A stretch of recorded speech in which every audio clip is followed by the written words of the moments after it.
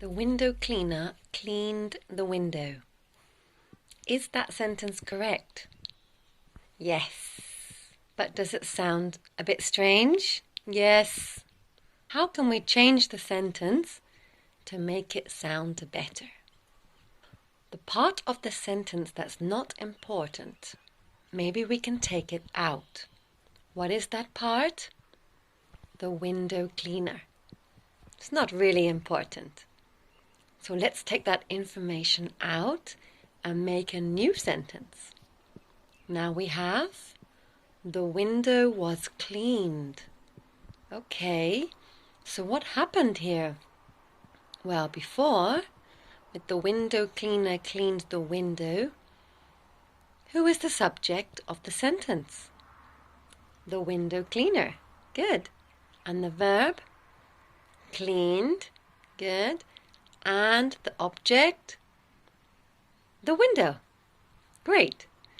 So which part of the sentence did we take out to make our new sentence? The window was cleaned? Yes, the subject. Now we have a new subject, the window, which before was the object. So this is called, in English grammar, the passive voice. We take the object of the active sentence and we put it as the subject. Now let's break it down a bit more. So we have the window, then we have was. So to make a passive sentence, you need the verb to be. This sentence is in the past, so we're using verb to be in the past. And finally, we have the word cleaned. And cleaned is the verb, but which verb is it?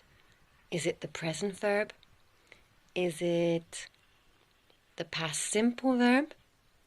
Or is it the past participle verb? In this case, it's always the past participle. Or we can say verb 3 to make it easier. So there we have our passive sentence. We usually use the passive when the subject is unknown or not important. We usually use it in formal situations such as written things, newspapers. Thank you very much for today's mini class. And if you have any questions, please comment below. Bye guys.